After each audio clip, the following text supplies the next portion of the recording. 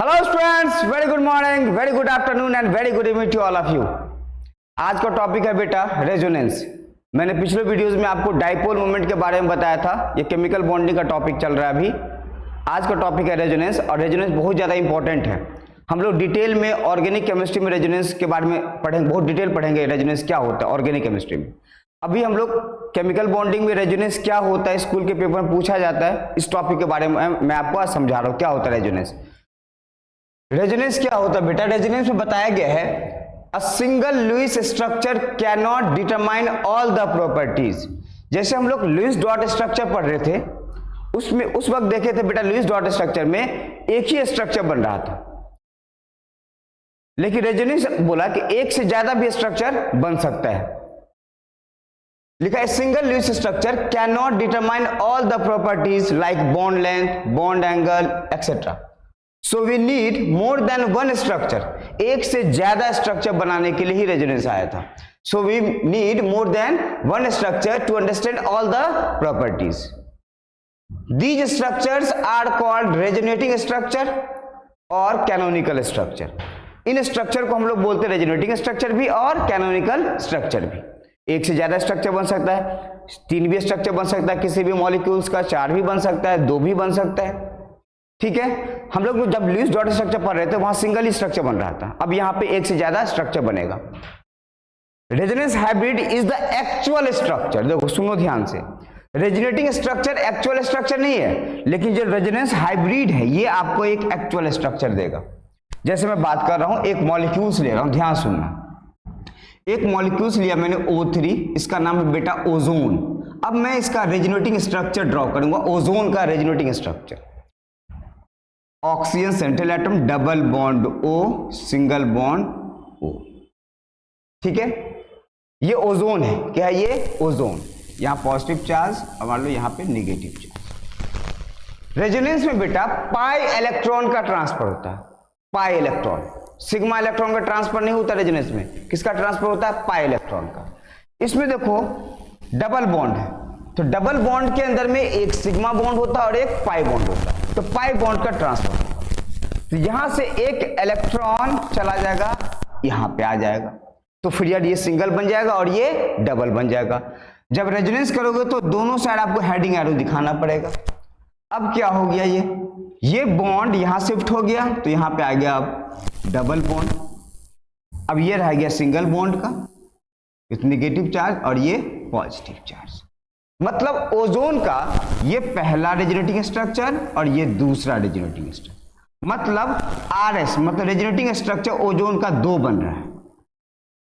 अब हम लोग ओजोन का मोर स्टेबल फॉर्म बनाएंगे जिसको बोलते हैं रेजोनेंस हाइब्रिड, जो बताया था मैंने। These structures are called resonance structure. Resonance hybrid is the actual structure. अब इसका रेजोनेंस हाइब्रिड बनाएंगे। देखो रेजोनेंस हाइब्रिड क्या बनता है इसका? रेजोनेंस हाइब्रिड, ये oxygen, single bond oxygen, single bond oxygen. Resonance hybrid आप दिखाओगे बेटा डॉटेड लाइन से। देखो this one is resonance hybrid, ये इसका रेजोनेंस हाइब्रिड है, डॉटेड लाइन से दिखा रहा। और ये आपको एक एक्चुअल स्ट्रक्चर है रेजोनेंस का। These are not actual structure. Resonating structure एक एक्चुअल स्ट्रक्चर है ही नहीं, रेजोनेंस हाइब्रिड होता है एक्चुअल स्ट्रक्चर। अब सुनो, अगर मान लो इस दोनों के बीच का डिस्टेंस मान लिया मैंने x है और इसके बीच का डिस्टेंस मान लिया y, तो यहां y का बॉन्ड लेंथ ज्यादा है x, ये देखा गया है, लेकिन ये है गलत। जब रेजोनेंस हाइब्रिड आ गया तो मान लो इनका डिस्टेंस x है, इनका बॉन्ड लेंथ, और इनका बीच का बॉन्ड लेंथ y है, तो यहां पे x किसके इक्वल हो जाएगा? y, और ये करेक्ट है और ये एक्सपेरिमेंट से निकाला गया। तो ये bond length y greater than x नहीं हो सकता। बॉन्ड लेंथ क्या होगा? x किसके इक्वल हो जाएगा? y के इक्वल हो जाएगा। ठीक है, एक नेक्स्ट मॉलिक्यूल्स का बात कर रहा हूं बेटा मैं। नेक्स्ट मॉलिक्यूल देखो CO3 2-, इसका नाम है बेटा कार्बोनेट आयन। इसको बोलते हैं हम लोग carbonate ion. Carbonate ion CO3 2-, इनका रेजोनेटिंग स्ट्रक्चर ड्रॉ कर रहे हैं। सर कार्बन, एक double bond O, single bond oxygen, this one is oxygen with negative charge, ये है कार्बोनेट आयन।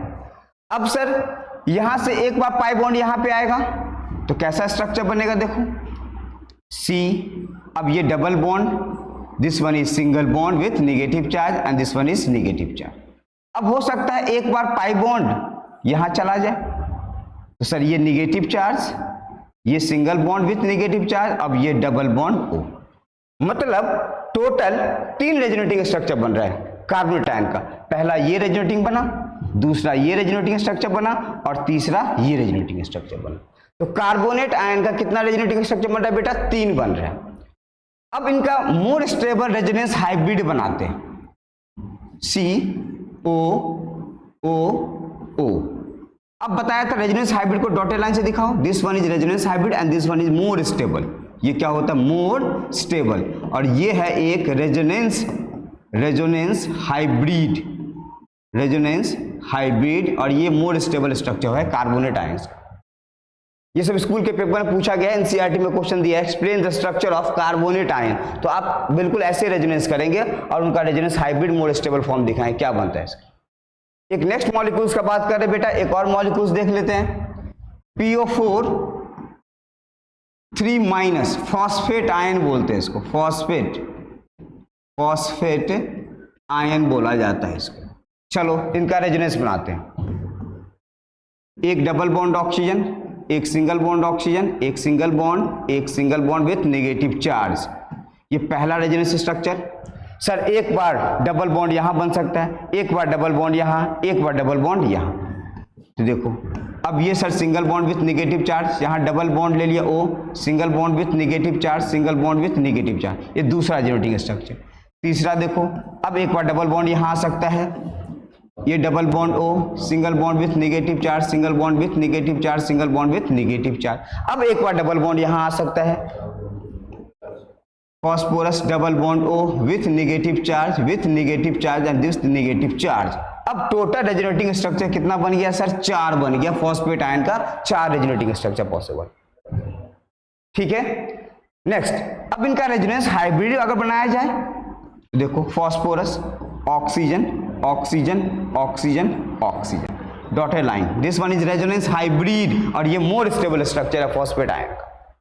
ये था बेटा रेजोनेंस के बारे में। और मैं एक शॉर्ट ट्रिक बता रहा हूं आपको रेजोनेंस में, कि रेजोनेटिंग स्ट्रक्चर से हम लोग कैसे बॉन्ड ऑर्डर कैलकुलेट करते हैं।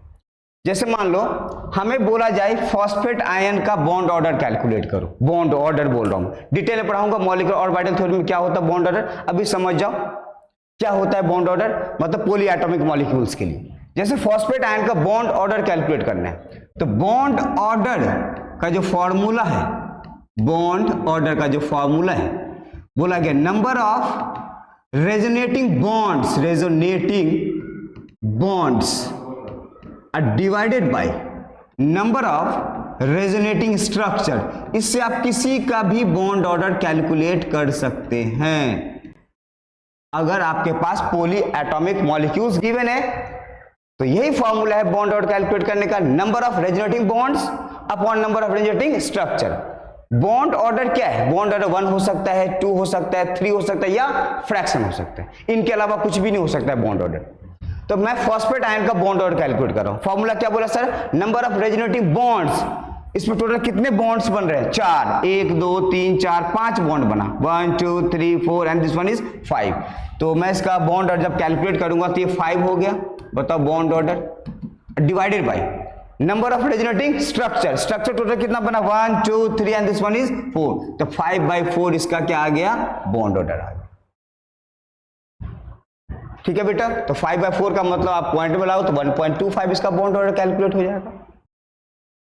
जैसे दूसरा मॉलिक्यूल अभी देखा था मैंने, उसका बॉन्ड ऑर्डर कैलकुलेट करो। आप देखो कार्बोनेट आयन, इसका बॉन्ड ऑर्डर कैलकुलेट कर दिखा रहा हूं मैं आपको। Number of resonating structure, number of resonating bond, number of resonating bond कितना इसमें, 1 2 3 4 divided by number of resonating structure कितना बना, 1 2 एंड दिस वन इज 3। तो 4/3 1.33 ये बॉन्ड ऑर्डर आ गया कार्बोनेट आयन का।